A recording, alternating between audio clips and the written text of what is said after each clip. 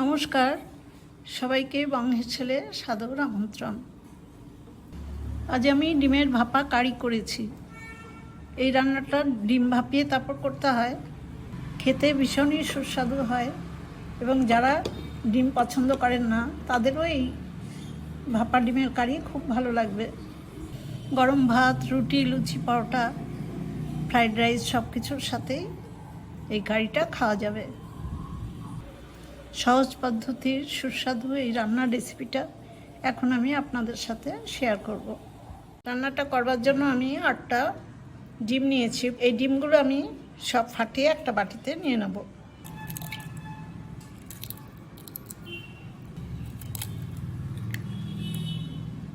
আটটা ডিমই ফাটিয়ে নিয়েছি। এই ফাটানো ডিমের মধ্যে আমি 1/2 চামচ লবণ আর 1/2 চামচ গোলমরিচের গুঁড়ো দিলাম। এবার লবণ আর গোলমরিচের গুঁড়োটার সাথে ডিমগুলো খুব ভালো করে ফেটিয়ে নেব।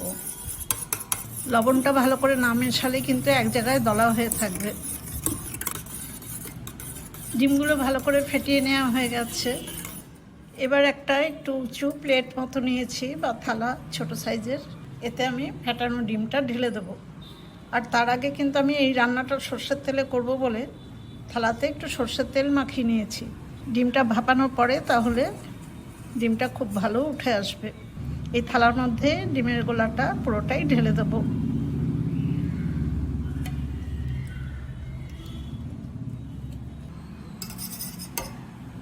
ডিম ভাপানোর জন্য দেখুন গ্যাসের উপরে মিডিয়াম ফ্লেমে আমি একটা কড়াই বসিয়ে তাতে 1 গ্লাস মতো জল দিয়েছি আর একটা স্ট্যান্ড বসিয়ে দিয়েছি। এবার ডিমের গোলার থালাটা আমি এর মধ্যে বসিয়ে দেব। এবার ডিমের থালাটা আমি আবার একটা প্লেট দিয়ে ঢেকে দিলাম। এখন পুরো কড়াইটা আবার আরও একটা থালা দিয়ে ঢেকে দেব। এইভাবে মিডিয়াম ফ্লেমে আমি পুরো 10 মিনিট ডিমটাকে ভাপিয়ে নেব। 10 মিনিট পর আমি গ্যাসের ফ্লেমটা কমিয়ে দিয়ে ঢাকাগুলো খুলে নেব।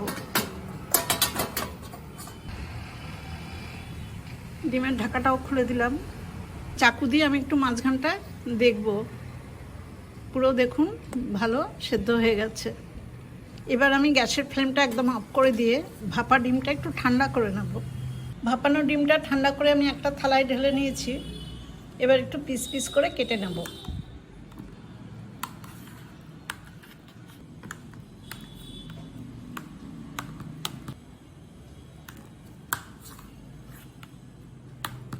এই পিসগুলো আপনারা আপনাদের পছন্দ মতো কাটবেন, সাইজটা বা শেপটা। আমি স্কোয়ার শেপ দেব না, একটু ডায়মন্ড শেপ দেওয়ার মতো এরকম করে কেটে নিচ্ছি, একটু কোনাকুনি করে।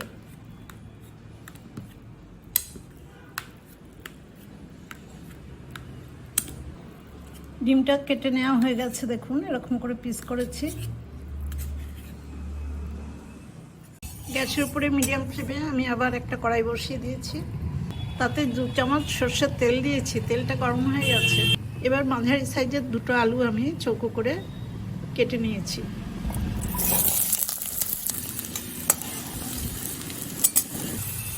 অল্প লবণ আর 1 পিঞ্চ হলুদ দিয়ে আমি আলুটা খুব ভালো করে ভেজে নেব। আলুর টুকরোগুলো খুব ভালো করে ভেজে নিয়েছি। এবার আলুগুলো সব তুলে নেব। আলু ভাজা তুলে নেওয়ার পর আমি যে তেলটা ছিল সেই তেলের মধ্যে ভাপানো ডিমগুলো একটু হালকা করে ভেজে নেব। এই ভাপানো ডিম কিন্তু না ভাজলেও হয়, আমি অল্প করে ভেজে নিচ্ছি। কড়া করে ভাজলে আবার শক্ত হয়ে যাবে। ভাজা হয়ে গেছে, এবার এগুলো সব আবার আমি নামিয়ে নেব। ডিম ভাজা নামিয়ে নেওয়ার পর আমি আবার কড়াইতে পরিমাণ মতো সরষের তেল দিয়েছি। তেলটা গরম হয়ে গেছে, আমি গোটা গরম মশলা ফোড়নে দিলাম। এলাচ, লবঙ্গ আর দারচিনি দিয়েছি। এলাচ দুটো কিন্তু আমি ফাটিয়ে দিয়েছি।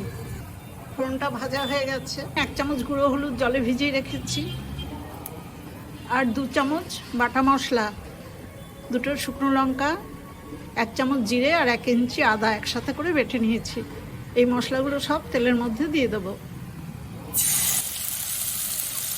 মশলার বাটিটা ধুয়ে একটু জল দিয়ে দিলাম। এবার মিডিয়াম আঁচে আমি মশলাটা খুব ভালো করে ভেজে নেব। মশলাটা কিছুটা ভেজে নেওয়ার পর একটা বড় সাইজের পেঁয়াজ আর 4-5টা রসুনের কোয়া একসাথে বেটে নিয়েছি। এই পেঁয়াজ রসুন বাটাটাও দিয়ে দেবো। পেঁয়াজটা আমি মশলার সাথে খুব ভালো করে কষিয়ে নেব। মশলাটা 3-4 মিনিট সময় নিয়ে খুব ভালো করে ভেজে নিয়েছি। এবার 2 টেবিল চামচ ঘরে পাতা দই আমি ভালো করে ফেটিয়ে নিয়েছি, সেই দইটা দিলাম। আর অল্প পরিমাণে লবণ।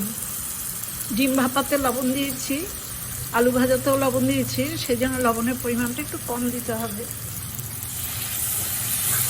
এবার দইয়ের সাথেও আবার মশলাটা কিছুক্ষণ কষিয়ে নেব।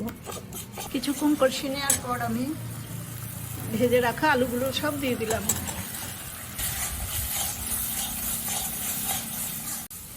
আলু আর মশলা দেখুন আবার কষিয়ে নিলাম, তেল আলাদা হয়ে আসছে। যে কোনো রান্নাতেই যত ভালো কষানো হবে তত রান্নাই টেস্ট হবে। এবার পাশে বান্নারে আমার গরম জল আছে, আমি সেই জল দেব।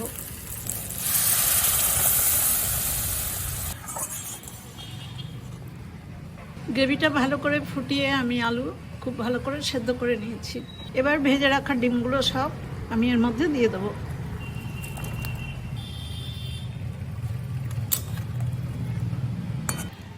ডিমের টুকরোগুলো সব ডুবিয়ে দিলাম। 3টে কাঁচা লঙ্কা চিড়ে এর মধ্যে দিয়ে দিলাম। একদম লো আছেই আমি আবার কিছুক্ষণই রান্নাটা করব। লো আছে খুব ভালো করে ফুটিয়ে নিয়েছি। রান্নাটা আমার হয়ে গেছে। যেহেতু এটা ভাপা ডিমের কারি, সেজন্য খুব বেশি গ্রেভি হবে না। এবার সবশেষে আমি 3/4 চামচ কসুরি মেথি দিলাম। এই কসুরি মেথি একটু ড্রাই রোস্ট করে হাত দিয়ে ভালো করে কষে তারপর দিয়েছি। এবার গ্যাসের ফ্লেমটা অফ করে দিলাম। টার্নিং টাইমে আমি 2 মিনিটের জন্য ঢেকে রাখবো, তারপর গরম গরম সার্ভ করে দেবো। ডিম ভাপা কারি আমি এখন কড়াই থেকে একটা সার্ভিং ডিশে নামিয়ে নিচ্ছি। এইভাবে আপনারা রান্না করে গরম ভাত, রুটি, লুচি, পরোটা সব কিছুর সাথে খেয়ে দেখুন, খুব ভালো লাগবে।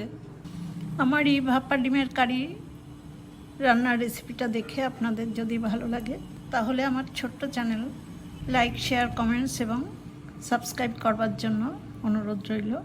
আজ এই পর্যন্তই। সবাই খুব ভালো থাকবেন, সুস্থ থাকবেন। ধন্যবাদ।